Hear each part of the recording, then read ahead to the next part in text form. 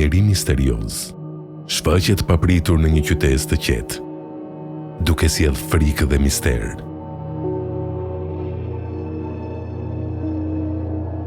Çdo ditë ai shkruan në varreza, dhe banorët përballen me një ankth që nuk e kishin njohur kurrë. Jeta e tyre gërbishtet papritur, si asnjëherë tjetër. Kush është ai? Çfarë të vërtetash të erë të fshihen pas heshtjes së tij?